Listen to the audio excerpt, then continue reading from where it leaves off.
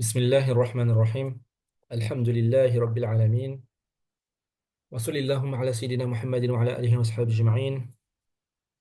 كلما ذكروا الذاكرون وكلما غفل عن ذكرهم الغافلون. رب يسر ولا تعسر وتمم بالخير يا فتاح وبك نستعين. Donc, salam alaikum wa rahmatullahi wa barakatuh. On arrive dans notre dernière assise au sujet du livre Mabadi ut-Ta'amuli ma'a Sunnati Nabawiyya du cher Sayyid Abdul Majid Al-Ghari qu'on a commencé il y a un peu plus d'un an maintenant. On avait commencé avec sa version première qui était Al-Madkhal ila dirasati Sunnati Nabawiyya. Et ensuite, on a switché au début du livre sur sa version augmentée qui est Mabadi'u at-Ta'amuli ma'a Sunnati Nabawiyya. Alhamdulillah, il y a quelques jours, on avait fini la lecture du livre. On avait dit on se passerait de la lecture de la bibliographie et de la compilation de biographies que le Cheikh a mis à la fin du livre. Donc, il a mis plusieurs dizaines de biographies des ulama, des sahaba, des awliya qu'il a cités dans le livre. Euh, Par exemple, juste pour exemple, là, j'ouvre une page au hasard. Par exemple, il met Ibn Hajar al-Asqalani. Il va expliquer هو Ahmad ibn Ali ibn Hajar al-Asqalani, euh, surnommé Shihabuddin Abu al-Fadl. Il donne ses dates de mort et de naissance. Donc, il est mort en 852, en 852 à Al-Qahira, au Caire. Et il est originaire de Asqalan, Asqalan qui est, qu'Allah la libère, qui est la ville de Asqalan, dont Gaza est la banlieue, à savoir que Al-Mala'in, les ennemis de la Ummah, ils ont divisé Asqalan de sa banlieue, et Asqalan est devenu Ashkelon, et Gaza, qui est la banlieue de Asqalan, a été séparée, donc Allah ramène Asqalan à Darul Islam. Donc il dit c'est Qadi al-Qudat, Cheikh al-Islam, donc c'est le juge des juges, le Cheikh al-Islam, Amir al-Mu'minin fil hadith, l'émir des croyants de la hadith, Nasha'a yatiman, il a grandi orphelin, وقد حبب الله عز وجل إليه فن الحديث منذ أن كان صغيرا. Allah lui a fait aimer les sciences du hadith depuis qu'il était petit. فأقبل عليه بكليته وتخرج فيه على الحافظ عبد الرحيم العراقي. Et Allah a fait que, donc Allah l'a fait aimer les sciences du hadith, et donc il s'est donné tout entier aux sciences du hadith et il l'a étudié et il a été formé par le-Hafiz, l'imam Abdurrahim al-Iraqi. وله مؤلفات بديعة وماتعة في الحديث كلها غنية عن الذكر. Et ensuite, il dit qu'il a des ouvrages magnifiques dans la science du hadith et qui sont tellement connus qu'on ne va pas les évoquer. Et donc, il donne une source de la biographie de Al-A'lam de l'imam Az-Zarkili. C'est par ordre alphabétique après. Donc, par exemple, il commence par Ibn Ishaq, Ibn Maktoum, le Sahabi, Ibn Taymiyyah, Ibn Jurayj. Donc on voit que c'est par ordre alphabétique, c'est pas forcément par, chronologie, on va dire. Et après, à la fin, le cheikh clôture son livre aussi avec une petite bibliographie, donc les principaux ouvrages sur lesquels il s'est basé pour faire son livre, et pour faire ses commentaires et ses annotations. Donc, comme le font la plupart des auteurs à la fin du livre. Et donc, nous, on a fini ce livre, Inch'Allah. On va faire son résumé. Donc, par la grâce d'Allah, subhanahu wa ta'ala, on a pu le terminer. Et on demande à Allah qu'il récompense son auteur et qu'il récompense les jours de son auteur et qu'il nous en fasse profiter et qu'il fasse que ce soit une, une cause par laquelle on se rapproche de lui et qu'Allah nous accorde la baraka du hadith prophétique de la sunna du prophète Mohammed sallallahu alayhi wa sallam. Donc, pour résumer le livre, on avait vu premièrement euh, une introduction sur l'étude de la sunna, et cette introduction commençait par la définition de la sunna, lugatan wa istilahan, donc dans la termine, qu'est-ce que signifie le mot sunna à la base dans la langue arabe, et ensuite, qu'est-ce que signifie le mot sunna dans la terminologie hadithi, dans la terminologie religieuse islamique, shara'i. Et donc, on avait vu les différents sens pour retenir cela. Sunnah, hiya tariqa. La sunnah, c'est la tariqa, c'est la voie à suivre, etc. à la base. Et donc, ensuite, as-sunnah, par extension, c'est devenu la tariqa de Nabi Yuna Muhammadin sallallahu alayhi wa sallam, la voie de notre prophète Muhammad sallallahu alayhi wa sallam, la voie qu'on se doit de l'imiter. Ensuite, إطلاق لفظ السنة على ما عمل به الصحابة. Il a eu une partie où il traite le fait de employer le mot sunna pour l'action des sahaba, particulièrement les quatre khulafa ar-rashidun, Sayyiduna Abu Bakr, Sayyiduna Omar, Sayyiduna Othman et Sayyiduna Ali, radiyallahu ta'ala anhum, au sujet duquel il y a un hadith qui dit que le prophète sallallahu alayhi wa sallam a dit de suivre la sunna de ses khulafa al-mahdiyyin, de ses califes bien guidés après lui. Addu alayha bin nawajid, le prophète a dit de mordre alaykum bi sunnati wa sunnati al-khulafa ar-rashidin min ba'di, donc de suivre la sunna de sa sunna à lui, sallallahu alayhi wa sallam, et de ses califes bien guidés après lui, et d'y mordre avec les molaires. Donc tu fondes la bouche et de mordre à pleines dents dans cette sunna de ses compagnons. Ensuite, il a parlé de itlaq al-bid'ah ala ma kana mukhalifan lis-sunnah.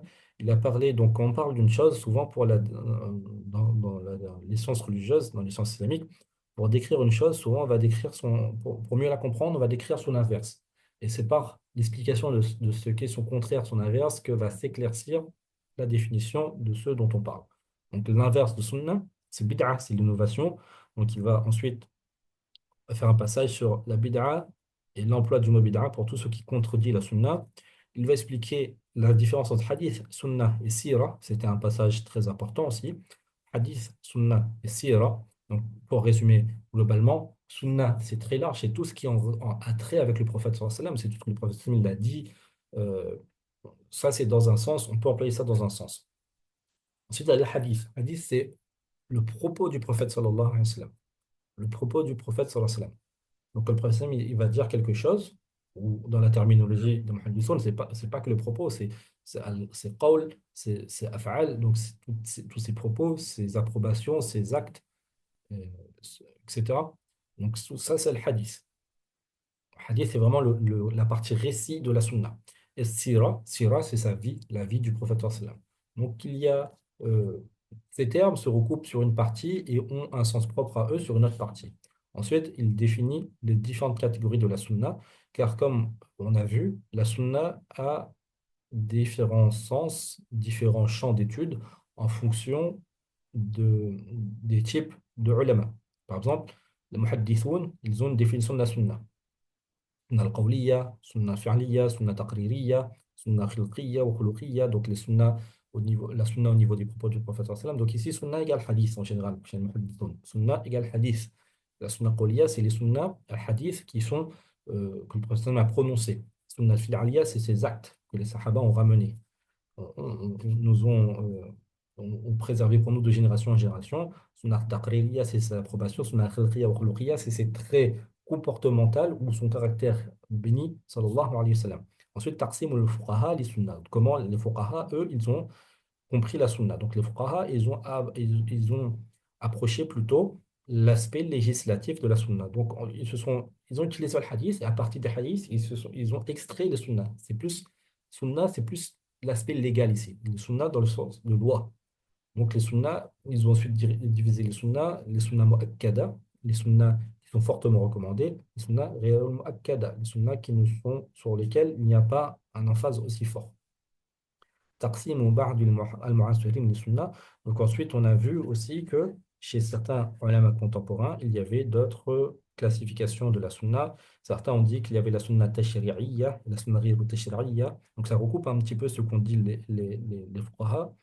Donc il y a des types de sunna qui sont tashri'iyya, donc c'est-à-dire qui sont des sunna législatives. Et il y a des sunnas ghayru tashri'iyya, des sunnas qui ne sont pas législatifs. Par exemple, quand le prophète sallam, il va dire Sallu kama ra'aytumuni usalli, priez comme vous m'avez vu prier. Donc là, c'est une sunna où le prophète sallam, il instaure une loi, entre guillemets, ou sumu li ru'yatihi, quand le prophète sallam, il dit dans le sens du hadith, de jeûner quand on voit le croissant de lune, donc, etc. Ça, c'est des sunnas où le prophète sallam, il y a un ordre législatif. Ensuite, il y a des sunnas qui sont ghayru tashri'iyya, c'est des sunnas non législatives comme quand le prophète sallam il aimait tel ou tel aliment, ou le prophète sallam il a fait telle ou telle chose qui n'ont pas une portée législative. Ensuite, dans la troisième partie, on avait vu que la sunna an-nabawiyya wahyu min Allah ta'ala, que la sunna du prophète sallallahu alayhi wa sallam était également une révélation venant d'Allah subhanahu wa ta'ala, tout comme le Coran est une révélation qui vient d'Allah subhanahu wa ta'ala. On avait vu les preuves du Coran et des hadiths an-nabawiyya sur le fait que la sunna du prophète Muhammad sallallahu alayhi wa sallam est une révélation venant d'Allah. On avait vu la différence entre le Coran et la Sunna. Donc ça, c'est un sujet qu'on a vu aussi en détail dans l'introduction de notre lecture commentée du livre Ulum al-Qur'an du Cheikh Nuruddin Attar. Donc pour résumer rapidement, le Coran, c'est Kalamullah, donc c'est la parole d'Allah. Le Mu'ajaz, qui a un aspect miraculeux qui m'a défié l'humanité et les djinns, qui est révélé par Jibril alayhi salam sur le dernier des messagers, et c'est le dernier message également qui est révélé sur Muhammad sallallahu alayhi wa sallam, et donc qui est rapporté par Tawatur, donc rapporté par un nombre de personnes incommensurable. Donc, c'est impossible qu'il y ait une erreur qui s'est infiltrée dans cette transmission, ou un mensonge, et donc qui commence par, dans le Mus'haf, par Fatiha, et qui se finit par Nas avec 114 surahs. Ça, c'est le Coran. C'est une révélation d'Allah. C'est la dernière révélation d'Allah. La sunna aussi est une révélation d'Allah, mais la sunna, c'est un wahyu ghayru matlou, c'est une révélation non récitée, par opposition au Coran qui est récité. On récite le Coran parce qu'il est muta'abbadun bi tilawatihi. Le Coran, il a cette nature aussi que sa simple récitation est une intellect d'amélioration en soi. Donc, on avait vu que la sunna, elle, c'est une wahyun ghayru matlou, c'est une révélation qu'Allah fait au prophète sallallahu alayhi wa sallam, qui inspire au prophète sallallahu alayhi wa sallam, mais c'est pas, elle n'a pas une force au niveau de l'adoration, au niveau du i'jaz comme le Coran. Et ce n'est pas la parole d'Allah, c'est les enseignements qu'Allah a inspirés à son prophète sallallahu alayhi wa sallam plutôt. Ensuite, on a vu la quatrième partie qui est Hujjatu Sunnah Nabawiyya, donc la force probante de la Sunna du prophète Muhammad sallallahu alayhi wa sallam. On avait vu les preuves du Coran et de la Sunna en cela. Et on avait vu, premièrement, dans les preuves du Coran, que Allah subhanahu wa ta'ala, il a lié de façon appuyée l'obéissance du prophète Muhammad sallallahu alayhi wa sallam, l'obéissance au prophète Muhammad sallallahu alayhi wa sallam, à son obéissance lui-même, subhanahu wa ta'ala. Wa ati'u Allah wa ati'u ar-rasula wa uli al-amri minkum, comme Allah dit dans le Coran. Obéissez à Allah et obéissez aux messagers et à ceux d'entre vous qui ont l'autorité. Et on a vu le tafsir que ça désigne les ulama, et pas forcément les dirigeants politiques. Amr Allah subhanahu wa ta'ala bi ta'ati ar-rasul sallallahu ala l'infirad. On avait vu également qu'il y a d'autres versets où Allah ordonne d'obéir au prophète sallallahu sans évoquer au préalable son obéissance. Ijabu ta'ati ar-rasul sallallahu fi hayatihi wa ba'da mamatihi. On avait vu la hadith qui parle de l'obligation d'obéir au prophète Mohammed, les versets qui parlent de l'obligation d'obéir au prophète Mohammed sallallahu alayhi wa sallam de son vivant après sa mort. Ensuite, on a vu des preuves venant de hadith également. القسم الخامس أهمية السنة النبوية كمصدر ثاني للتشريع. On avait vu ensuite, dans la cinquième partie, l'importance capitale de la sunna du prophète Mohammed sallallahu alayhi wa sallam en tant que seconde source de la législation. La première étant le Coran et la seconde étant la Sunna du prophète Mohammed sallallahu alayhi wa sallam, du fait que les deux sont des révélations, donc les deux sont des sources de législation. Pour nous, alhamdulillah, chez les musulmans, législation égale révélation.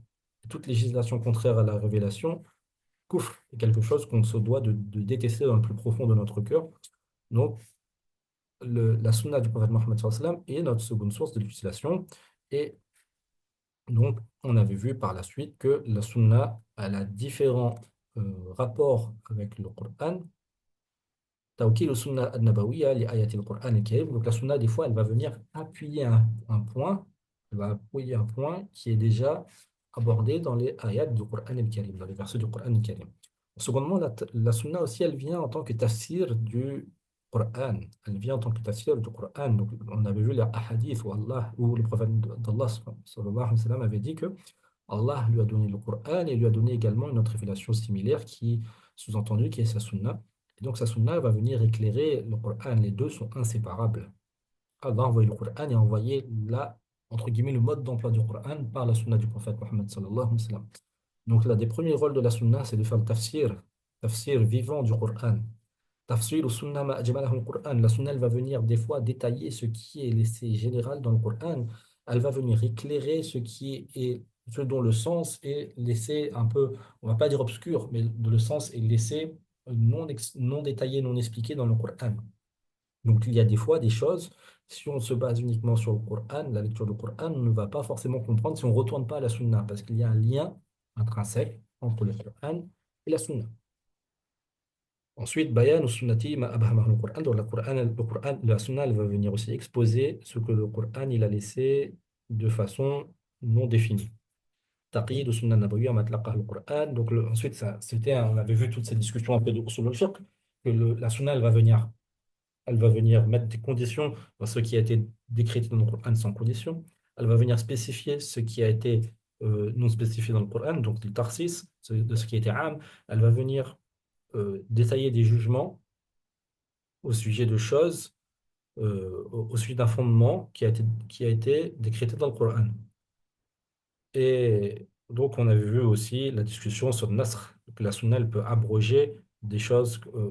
Allah a fait que la sunna de son prophète sallam va pouvoir abroger des jugements qui ont été décrétés dans le Coran avec les divergences des madhahib sur le sujet. Et la sunna elle peut venir également apporter des ahkam, des règles nouvelles que Allah n'a pas citées dans le Coran. Ensuite, dans la sixième partie, on avait vu نبذة عن كتابة السنة النبوية وتدوينها وتصنيف فيها. Donc, on avait vu un petit résumé historique sur la mise à l'écrit et la préservation de la sunna à l'époque du prophète Mohammed sallallahu alayhi wa sallam, de son vivant. Donc, comment les compagnons notaient sa sunna, notamment sur les feuilles de palmier, sur des pierres, sur des omoplates de chameau, etc. De son vivant, le prophète sallallahu alayhi wa sallam, il avait ordonné à certains compagnons de noter certains de ses hadiths, etc. On avait vu à la mort du prophète sallallahu alayhi wa sallam la première, euh, la première vraiment campagne de recension de la sunna sous les Khulafa ar-Rashidin, les califes guidés, ensuite au second siècle Hijri, où ça a vraiment pris une autre forme, avec cette fois-ci l'apparition de livres, ensuite le troisième siècle Hijri et le quatrième siècle Hijri. Le troisième siècle Hijri qui est le siècle des Muhaddithoun, et le quatrième siècle Hijri qui vient un peu clôturer l'âge d'or de la mise à l'écrit et de la compilation du hadith, dans le sens où après ce quatrième siècle-là, on va dire que la plupart des hadiths ont été compilés dans des livres. Donc, les chaînes de transmission se finissent au IVe siècle. Après ça, c'est les chaînes de transmission pour les livres, pas pour le hadith en lui-même. On a vu ensuite dans la deuxième partie du livre la Sunna Nabawiyya en tant que manhaj complet, manhaj de vie, en tant que mode de vie complet, que la Sunna du prophète Muhammad sallallahu alayhi wa sallam, c'est un manhaj shumuli, donc global qui comprend tous les aspects de la vie, un manhaj muyassar, donc c'est une voie qui est facilite, qui vient pour faciliter l'être humain. Le prophète sallallahu alayhi wa sallam, il dit qu'il a été envoyé pour faciliter aux gens. Ensuite, il y avait eu des preuves de la sunna qui indiquent que la sunna du prophète sallam, elle vient pour faciliter les adorations, faciliter les problèmes des gens. On a vu donc des exemples de taïsir, de facilitation dans le domaine de la purification, le domaine de la salat, le domaine du jeûne, le domaine du hajj, dans différentes ibadat. Euh, Ensuite, on avait vu que la sunna du prophète Mohammed sallallahu alayhi wa sallam, c'est un manhaj qui se veut wasati, qui se veut être du juste milieu, dans lequel il n'y a pas d'extrême, que ce soit le laxisme ou que ce soit l'exagération. On avait vu que c'est un manhaj waqi'i, donc c'est pas une science théorique, mais c'est quelque chose qui concerne tout être humain, qui va du dirigeant jusqu'à l'indigent, jusqu'à la personne, le pauvre et le riche sont concernés par la sunna. Ils auront des enseignements dans la sunna. L'enfant, le parent auront des enseignements dans la sunna. L'homme et la femme ont des enseignements à prendre dans la sunna. Tout le monde est concerné par les enseignements de la sunna dans tous les domaines de la vie. Ensuite, on a vu à partir de là les obligations du musulman envers la sunna du prophète Mohammed sallallahu alayhi wa sallam. Donc, la croyance dans la force probante de la sunna du prophète Mohammed sallallahu alayhi wa sallam, l'obligation de suivre la sunna et de s'y accrocher, de la mettre en pratique, de s'en référer à elle pour régler nos conflits, l'obligation de bien comprendre la sunna, l'obligation d'étudier la sunna. Et ensuite, à partir de là, on avait vu les principes pour bien comprendre la sunna. Et ça, c'était la partie vraiment la plus importante du livre. Donc, les grands principes de compréhension de la sunna, s'assurer de l'authenticité de la sunna. Donc, ça, c'est lié à Mustalah al-Hadith. Donc le hadith, il n'est pas contredit par un autre hadith plus fort, etc. On a vu un petit peu une introduction à la science de Naqd al-Mutun al-Hadithi, comment reconnaître des faux hadiths, comment reconnaître des hadiths faibles. Ensuite, on avait vu la compréhension de la sunna à la lumière du Coran. Donc il faut analyser la sunna avec la lumière du Coran pour bien la comprendre et pour décerner les hadiths qui peuvent être faibles, etc. de comparer la sunna avec d'autres hadiths sur le même sujet, donc de ne pas prendre un hadith isolé, mais de prendre un hadith avec tous les hadiths sur le sujet.